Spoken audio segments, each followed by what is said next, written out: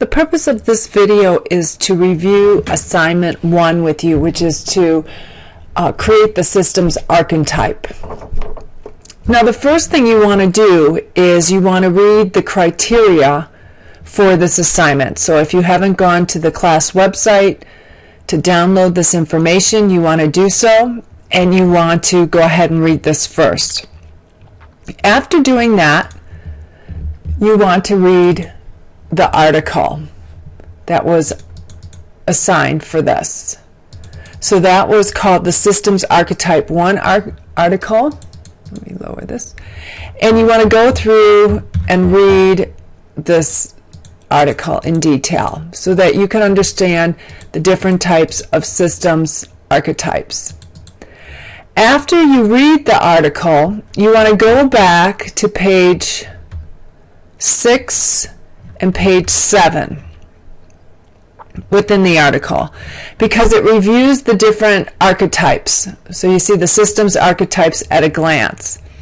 So in order to complete assignment 1, you need to figure out which one of these archetypes you want to describe. Now you can do that in one or two ways. You can either think of a system of focus and a problem, and then decide which one of these archetypes fits into your situation. Or you can select one of these archetypes and then think of a problem and a system of focus. So what I did was I selected an archetype first, and I selected drifting of the goals.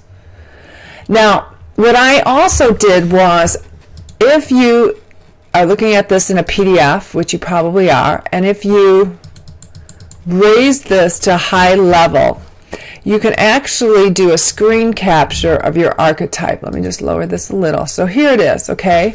I'm going to do what's called a print screen on my computer, and then I can open up Word and click paste, and then I'm able to cut this diagram out. And I can use this within my assignment, and you'll see how I'm doing that in a bit. Okay, so keep that in mind. You can do a screen capture, which is really a print screen on your keyboard, and then you can paste it into Paint. So what I did was I first, I knew what archetype I was going to use. I picked the drifting goals, but then I drew out a system of focus in order to figure out what my system's problem is going to be. So in my case, I created a problem where I only had a $300 budget for holiday gifts, but I spent already $1,000, and I needed to figure out how to correct this problem. So first I thought about, well, who is my immediate family? Who's the system of focus? Who am I giving these gifts to? So I first drew out a system of focus, as you can see here, and I have my immediate family. I included the subsystems of my immediate family, and you can see here I have kid 1, kid 2, I have spouse, I have me, I have father-in-law, and I have mother. I did an external circle, which is really a larger system that includes other family and friends. So I have cousins, I have neighbors, I have classmates, I have the father-in-law's girlfriend, I have a coworker. And then I actually had environmental factors on the outside. Technically, the outside circle of friends is the environment to the immediate family, but because I'm looking at this from the point of view of gift giving, I actually made 2 circles. So I have my immediate family, which is really the system of focus, but then I kind of extended an external circle, which is a larger system of family and friends, and then I had the environmental influences.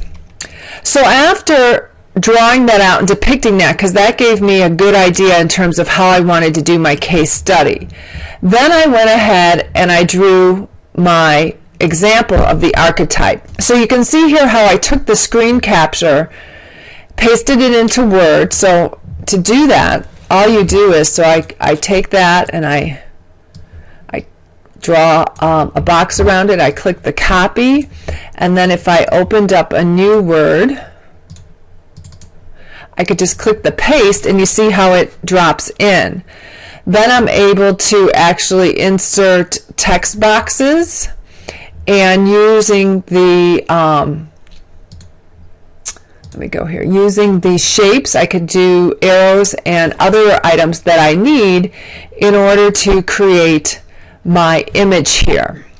So I was able to then draw the archetype and put in the appropriate information. So based on my case study, which is how to keep the holiday spending within the budget, I first depicted the goal, which is to spend no more than $300 on holiday gifts. I did the actual amount spent, which is $1,000. So my gap is $700. I then figured out what kind of corrective actions might I take in order to eliminate this gap. And I have returned gifts, work excessive overtime, not go to school next semester, not go on vacation, spend less on food, spend less on entertainment. I then also indicated the pressures to lower the goal. Now I crossed out lower and put altered because in my case it's not really, I don't want to lower the goal. I can't go any lower than $300, but I could alter the goal.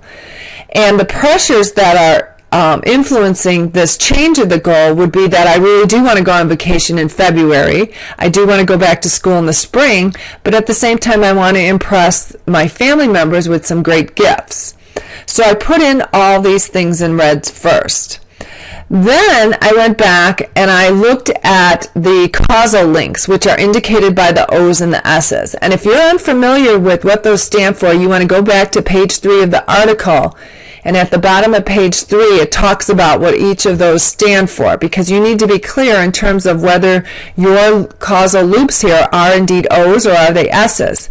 An S loop means that if one item goes up, the other goes up. It's sort of like a positive relationship in a statistical sense, like a correlation. If you think of if one thing goes up, the other variable goes up. An O indicates an inverse relationship. So if one variable goes up, the other goes down. So what I did here was I analyzed the causal links that are going on here to determine if indeed they are S's or O's. And you can see while the template O's and S's remained on these causal loops, I changed these. So for example, I have here from the goal to the gap. Well, if the goal decreased, if for some reason I decreased this from 300 to 200, then my gap actually would go up, because right now I spent $1,000. My goal is 300, my present gap is 700. But if I decrease this to 200 and I spent $1,000, then my gap is $800. So this technically, this causal loop here is not an S for me, it's an O, because as one decreases, the other increases. Likewise, if my spending increased, and let's say I made it to 1,500 and my goal is still 300, well, this gap then would move to 1,200. So in this case, if spending increased, the gap would increase, and so I don't have an O here like the template showed. I have an S, because as one variable went up, the other went up. So you need to make sure that your S's and O's are correct. Just don't, do a monkey see, monkey do kind of blindly with the template. Kind of analyze what you got going in your archetype. Lastly, I included the possible delays. So one of my corrective actions was to work excessive overtime, but it would take me 3 months to work overtime in order to raise the $800 to offset the gap. Well, that's a time delay. If we're in November and the holiday season is coming upon us, I don't have 3 months to do that. Moreover, I could return some gifts, but that's going to take some time going back to the store, getting the credit back to my credit card. And same with eating out less or cutting down on junk food. That's sort of small amounts of money that I could save, and so that's going to cause a little bit of a time delay because that takes time. So I go ahead and I complete my archetype. Once I do that, then I'm ready to write out my case study. So you can see here, I begin my case study. Now in this case, if you go back to the criteria, it tells you that you need to write a case study from the overall system perspective as well as the components of the archetype. So here's one example, as I illustrate here, of how to do that. So I break this down into part 1 and part 2, where I have the archetype as the part 2 and the overall system perspective as part 1. You can see in part 1 of the system, I begin by giving the overview of the system and the environment. So here I actually incorporate the picture that I drew to help explain what the system of focus is all about. Who are the parts of the subsystems? You can see I put feedback loops. I did similar to what you did in the self-analysis, that not only did I put the feedback loop, but I put if there was positive or negative feedback, whether it was expanding or constricting. I also added another dimension where I have solid lines here, and then here I have a broken line. And as I indicate here, the solid lines indicate constant communication between these systems and subsystems, and then the broken line is once in a while communication. So you can see from me to the father-in-law's girlfriend, there's infrequent communication. The purpose of doing this was to help me figure out who gets gifts and how much I should spend based on the type of interactions I'm having with them as part of the subsystem and system of the immediate family and then of the outer circle of friends. So I go ahead and I explain the systems. Notice that I'm highlighting systems concepts in bold. That just goes to show me that you're using the terminology that you use throughout the semester to help express and explain your personal case study. So I'm going through it. I also highlight certain areas that I'm going to focus in on. So you notice up above, I start with the overall systems overview and environment. So I'm talking about each of the whole and then the environment that surrounds it. I also get into the overall systemic problem. Notice that I highlight there and I talk about the problem that I want to spend the $300 on holiday gifts for the 5 immediate family and perhaps 2 coworkers, but I already spent $1,000, which creates a $700 gap that I do not have to spend. I discuss a little of the history of the system. You learn that history throughout the semester, you learn that history impacts current situations. So I talk about that. I mention the systemic purpose of the overall system of focus that I'm talking about. I also bring in conversation about feedback loops. Then I transition into the actual archetype, the drifting of the goals. And I talk more about this specific illustration. So I not only talk about it, I bring it in here and I start my conversation about explaining each of these items that I have indicated within the archetype. And again, we're talking about using systems terminology. We're talking about, indicating what's going on in terms of the goals, the gaps, the corrective actions, as well as these S's and the O's and the delays. Because again, remember, I'm doing drifting goals as my archetype. Your archetype might be different, but you still should have it labeled like this, and you're going to need to discuss it within your case study. Now notice here, and I put a note for you guys, I'm going to actually create a link attachment in Blackboard so you can look at this. But notice here I'm on page 5. 5 pages is your minimum. You don't want to write a book, but 5-page minimum. Ideally, it's usually better to go over the minimum criteria just in case there's problems. You don't want to be a minimalist, so try to shoot for maybe 6-7 pages. But note here, I have 2 illustrations within my document. These illustrations do not count towards your page count. So if you look at the pages that I have created, I have 1, 2, about 2 1/4, perhaps almost 3 pages. I have here 3 and about 1/4 pages of text.